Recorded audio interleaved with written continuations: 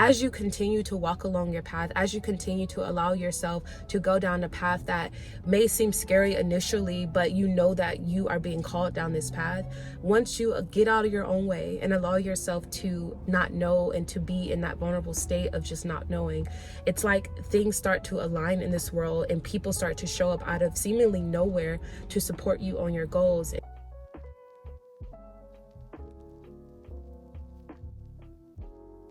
So our business bank account was just approved and I'm at the bank now, but before I go in, I was just making a quick voice note and I was just like, you know what, like I might as well just pull out my camera. It's been a while since I last recorded a video. And so I was just like, okay, let me go ahead and just make a quick video while I'm at the bank before I go in to, make our first deposit into our business bank account and then get, our debit card and everything set up. I recently got into this habit of asking myself whenever I'm in a certain situation, especially a situation that doesn't feel comfortable, I would say, I always ask myself, like, what is it for me to learn here? And when I was in a situation, like especially going through school, like there were so many ups and downs that came with being a full-time student. There were so many ups and downs that came with that process of really trying to achieve my goal of finishing school.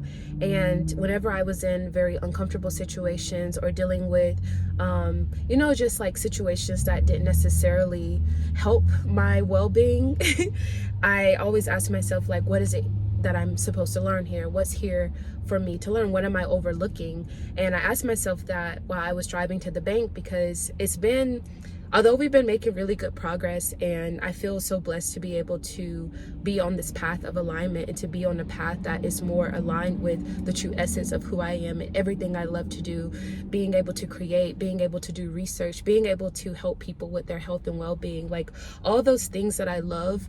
I get to do that as a business owner. I get to do that as someone who has taken ownership of their own life. When you're first deciding to walk along that pathless path, it can be very scary. It can be very daunting because you don't know what's next. And during this whole process, I really gained a deeper understanding as to why it is that some people decide to stay where they are, because it is very scary deciding to do something different.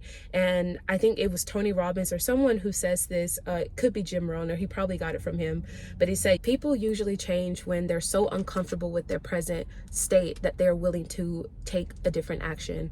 And I think the thing is, like, at least for me, like if I allowed myself to get comfortable in a certain situation, even though it was causing me my health, even though it was causing me my well-being, like if I allowed myself to get comfortable in that state of being, then I probably wouldn't have taken this leap of faith. I probably wouldn't have called my sister and asked her to join me on this journey, which I'm so grateful that they all did and they all said yes. But even with that, there's still a lot of uncertainty. I know for a fact that this was Tony Robbins because I've been in his course for a couple of years and I've been in a few like business courses. Like, it's so funny because I've always taken business courses. I've always been like looking for ways to better understand the systems of entrepreneurship, or how to become a better leader when it comes to like this area of my life.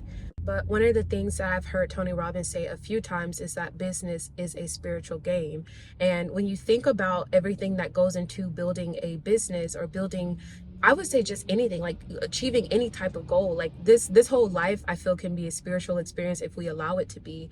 And I don't mean spiritual in the sense of any particular religious doctrine or anything like that, but spiritual in the sense of getting to know who you are at the very essence, the non-physical part of you, the part of you that was here before you came into this world, and the part of you that will be here long after these physical bodies are gone. And when I look at the amount of faith that I have to have, when I look at the amount of self-belief I have to have, when I look at the amount of just kind of getting out of my own way and allowing myself to be seen in such a vulnerable state, like it is so, like with school, I felt like when I was going throughout the school system, like even though I was doing that as a first-gen student, even though I didn't really have someone to really, be that guidepost for me, I was reaching out to mentors, I was getting help from my educators. But as far as like someone like in my home court, like someone who, I grew up with, someone I can talk to about what I was experiencing, like I didn't really have that. And when you have mentors, at least for me, I don't want to always constantly be calling them, because I like to figure certain things out on my own. I don't like for them to, have to micromanage my life, and most mentors won't do that. So I think because I was willing to really be resourceful and try different things out on my own, like I was able to really get a lot of resources that way. But the thing is, it's still scary not knowing. It's still scary going down this path where there's so much uncertainty, and I've spent so many hours just researching, and I love research, so it's okay. It doesn't really feel like work. It just feels like a continuation of what I was already doing during my doctoral program. So I love that because it's like nothing, kind of like that momentum kind of trickled over. And I don't feel like you ever get tired of research. Like when you've dedicated, you know, your whole life to doing health and wellness research, like this is something that's never going to end. And I understand that, and I love that about the process, which is why I chose this path. It's because I wanted something that I would be able to grow and evolve with, and I wanted a life path and a career that was going to help me become a better person at the core of me. And I can't continue to go through life in scarcity or in survival mode. Like it's not sustainable. And even though like we're putting in countless hours now, it doesn't feel like survival. It feels more like alignment, because we're not forcing anything. Like we're allowing the data to drive a lot of our decisions. We're allowing intuition to drive a lot of our decisions. Like we're allowing ourselves to not know and to also go along the path of finding out information. Like later today, we have a meeting with a guy that I met whenever I was flying back from Germany. It was so interesting because my seat got upgraded to a first class seat once they saw my military ID. And I was so grateful because I didn't know that they had upgraded my seat until I got on the plane. And so whenever I was on the plane, like he was sitting in the row behind me, and I kept, you know, seeing him and stuff like that. But after the flight, my book bag kept hitting him, and I was like, I'm so sorry. And then we started talking.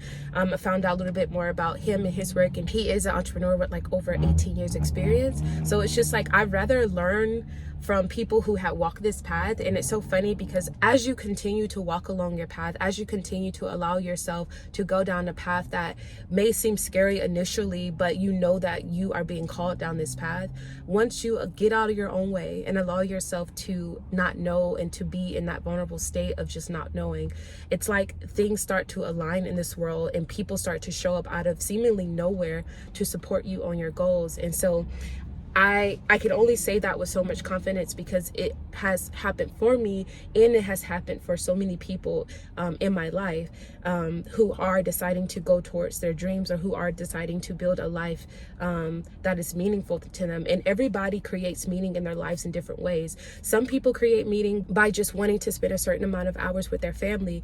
Like you have to decide what gives your life meaning, and not from a egotistical perspective, but definitely from a soul alignment space. Like what is it that gives you the most life, and decide to go towards that. And you don't have to quit your job in order to create more meaning for your life.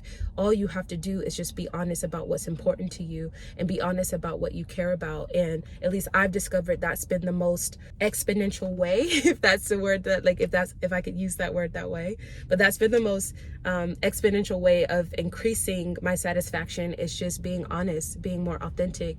And even though with like this video, like it's not perfect, I'm in my mom's car, like I'm in front of the bank, like it's not something that's very polished or put together. Sometimes I feel like I'm rambling when I speak. Speaking up more has just been something I've been working on my entire life. Like growing up one of 10 and always having people talk over you and yell over you, especially when you're a little bit more, I would say, sensitive to certain things. Like I always shut myself down, and then being teased about the way that I spoke growing up in school didn't help with that at all. So I did become more quiet. I did shut down a lot.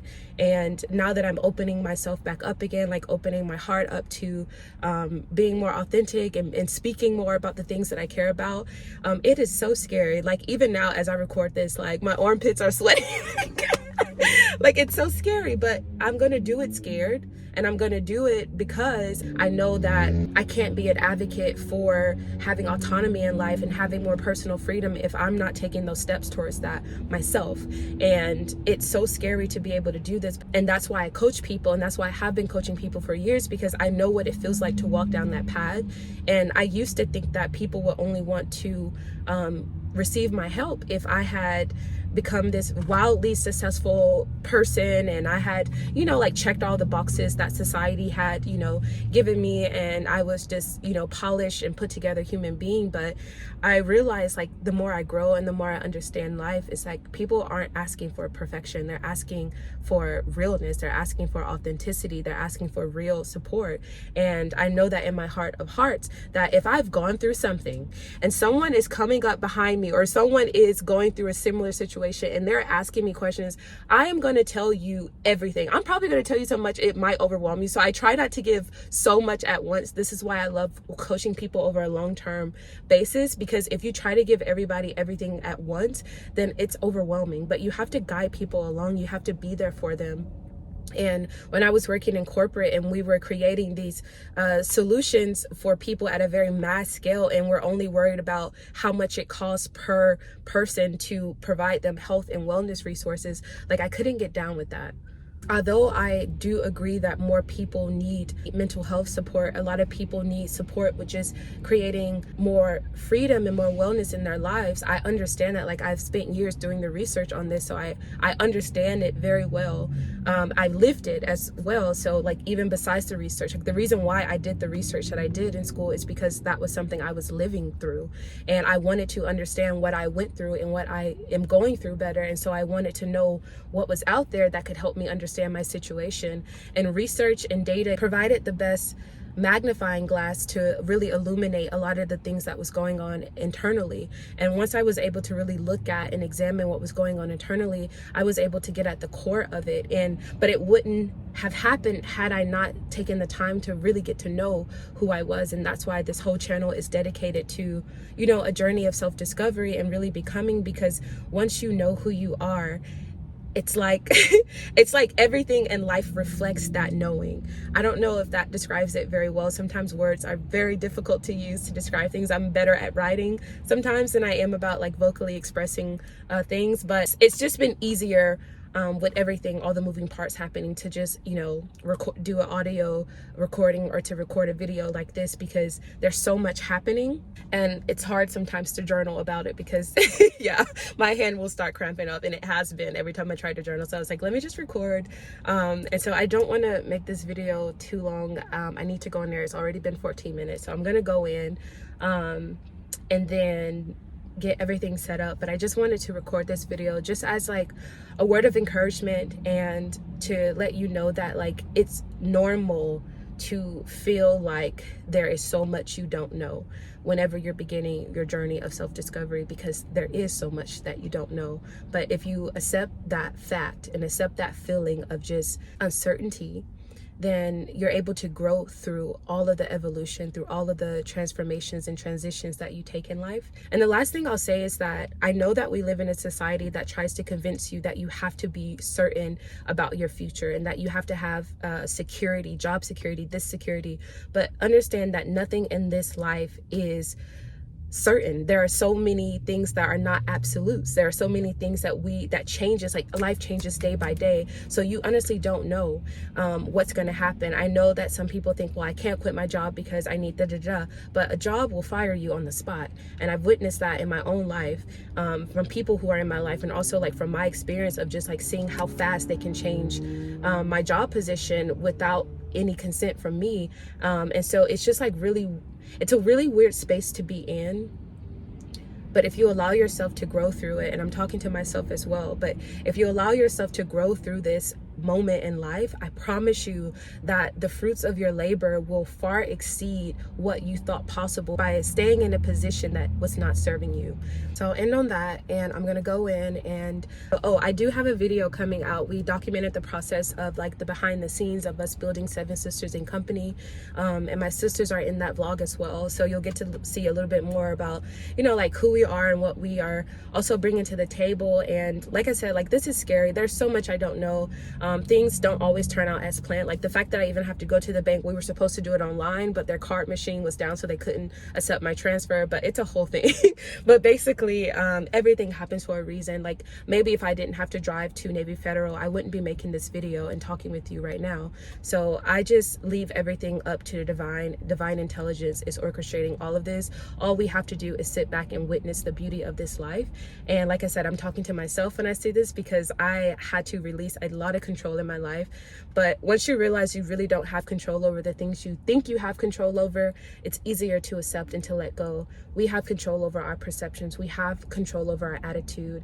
And my dad told me when I was a little girl all the time that attitude is latitude. And now that I'm a woman, I understand exactly what he meant. And that's just something that's really holding me through this moment, because like I said, I've never allowed myself to be this vulnerable and this open about what I am experiencing. But like I said, my sole purpose is to, one, look back on these videos and be like, oh my God, I remember starting there, like in my mom's car, like when I had to run here and there, and like all of this stuff. And then on top of that, like maybe someone, you know, catches a glimpse of this video and they decide to finally do the thing that has been on their heart for years. No matter what age you are, there's always room to grow. There's always room to try something new. As long as you have breath in your body, you have the ability to create a life of meaning and create a life that you love. And so I wish you well on your journey of self-discovery, and I will see you in the next video. Hopefully it's the business vlog, so let's see. I need to edit it, but I'll see you in the next video. Bye.